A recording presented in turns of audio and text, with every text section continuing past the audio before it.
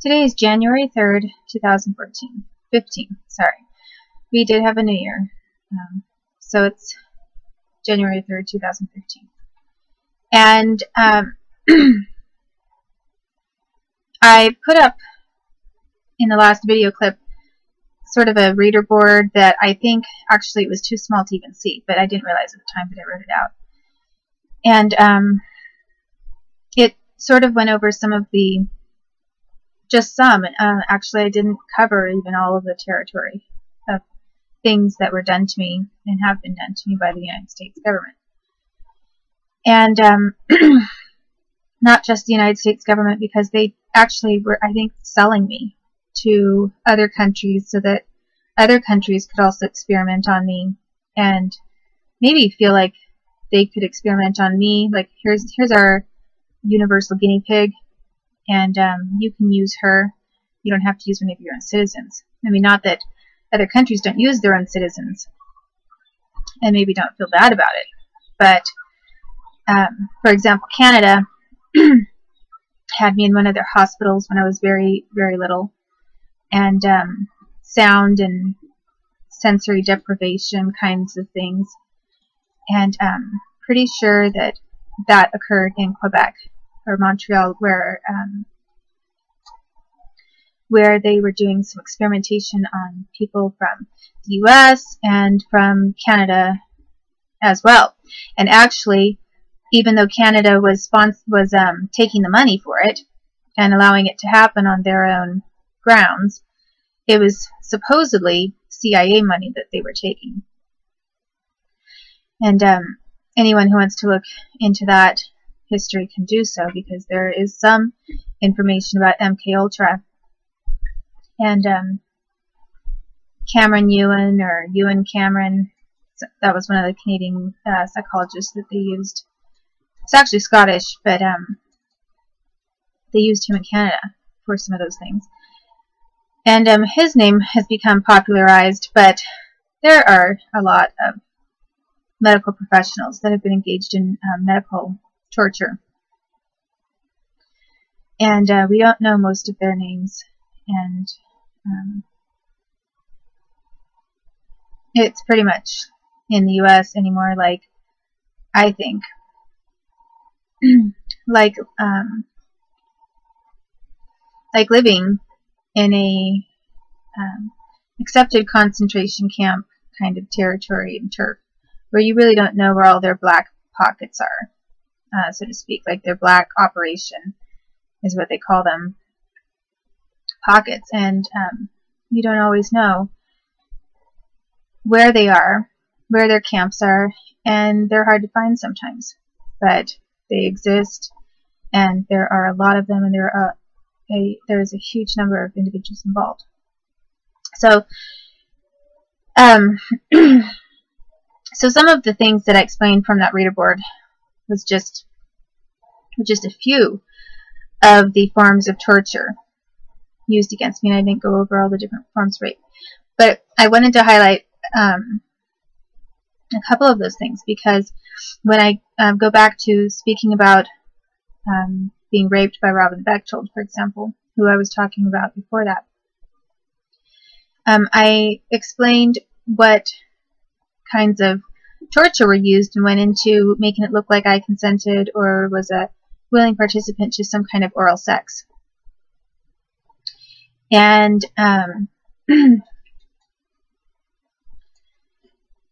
and there were a few things after I made those clips, before going on to the next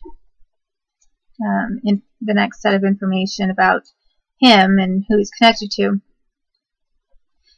There were a few things that came up that I remembered that also helped tie in to that, and give a little more information about triggers that he was using, specifically government triggers. And one of them was, for example, I explained that the United States government was using socks, calling sometimes condoms socks, and also calling socks. And if they were on the ground and they pointed at them or wanted me to look at them or indicated over to them in a context where they were clearly wanting something sexual, that was one of their cues that we're serious. So do what we ask you to do, or you're going to suffer an enormous amount of torture, either right now, or we'll beat you up, or we'll take you back to your house. You know, if it was a car kind of a situation where I was being taken out with some men in a car and then brought back to my house, when we get back to your house, we'll electrocute your brains out, basically, which is what they did. And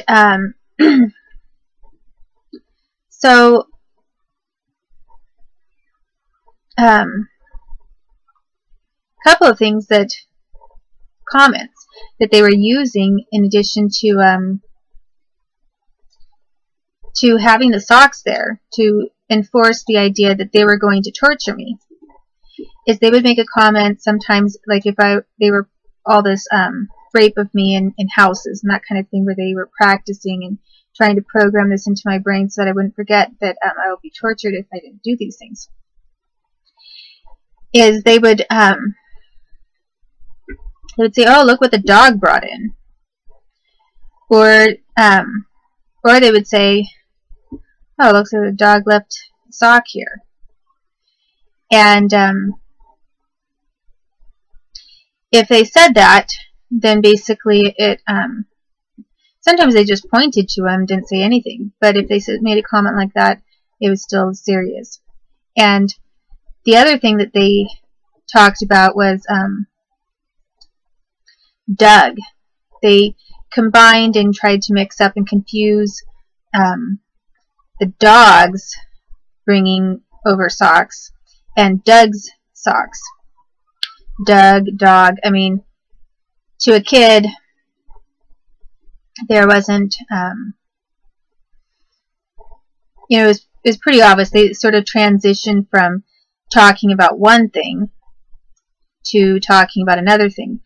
But regardless of whether they said something about dog bringing the socks over, or look what Doug left here, or Doug must have left them here,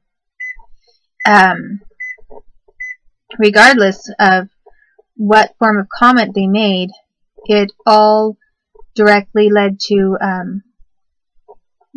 you had better now do this blowjob, or I was getting severely tortured, beat up, face smacked, kicked, punched, and sometimes just electrocuted for a really long time until I was shaking and I couldn't move, and someone usually had to lead me to my bedroom, and I would fall asleep because I was so out of it. And sometimes I passed out. I don't remember what happened. I just, one minute I was there, the next minute I blacked out because of what they were doing to me. So so one of the things that I had commented on was that when I was in the car with Robin Bechtold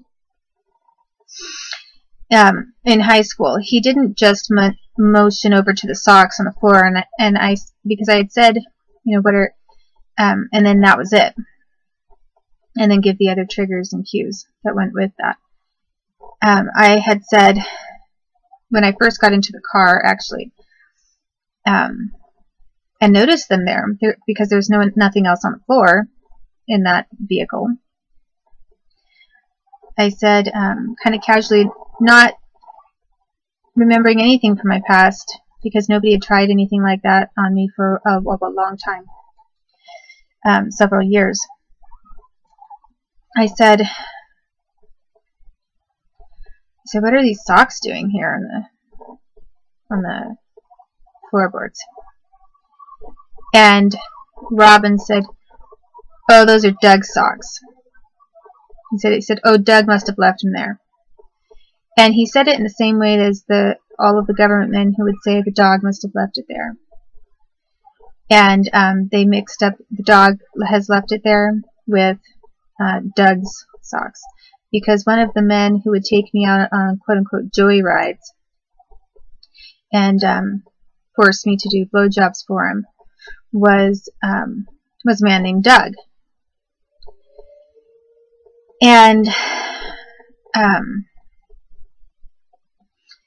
so they, after a while, so I'm not sure if they were first just saying Doug socks, or if they were saying they were the dog brought them over, and then they, you know, I don't know which came first and what they were trying to confuse what with, but it all kind of worked toward the same thing.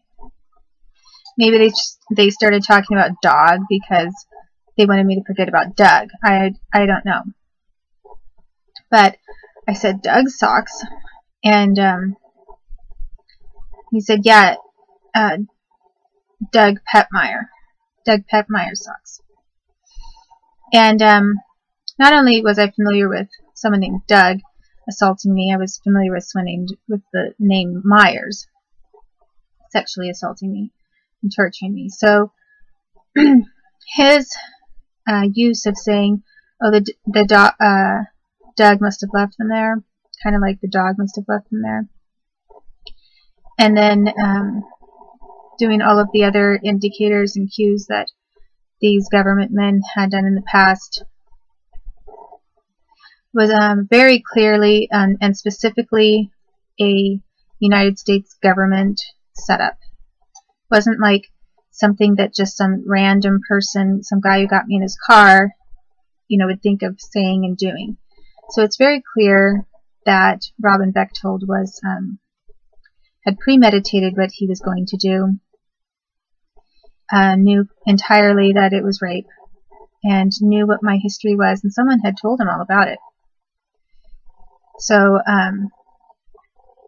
that is just one of the things that I wanted to add to what I had already said about that, because it helps show that, you know, I wasn't just misunderstanding just a couple of random things that could have happened to anyone. And when I say that I was being taken on these joy rides, they would leave socks in the car on the floorboards sometimes and do the exact same thing. And if they took me out, it's usually two of them, sometimes just one. And if they took me out together and did this, a duo of them, then, or just one of them, and I didn't respond to their cue of what to do when I saw the socks, or they made a comment about them, I was seriously getting tortured. Sometimes they were holding me down and harming me in the car a little bit, but usually not in the car that much. A few times, yes. But quite a few other times, what they do is they just act mad and quiet, and then drive me back to my house, and then they would stand by or participate in having me hooked up to this electrocution box with a metal brace around my head and torture me for a very long time. And it hurt. You know, it was very extremely painful. It wasn't like I just didn't like it and I was uncomfortable and I didn't enjoy it. It was extremely painful.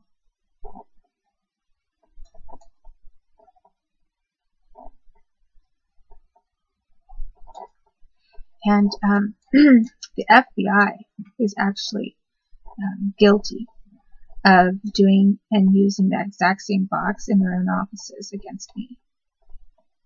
So, you know, trying to go to the FBI for anything is, you know, good luck. Good luck going to the FBI about anything real. And in the next clip, I will describe more of the individuals involved in these joy rides, and then move on to this second time that Robin Bechtold premeditated to rape me. And he was also involved in an assassination attempt against me after he raped me the first time in high school.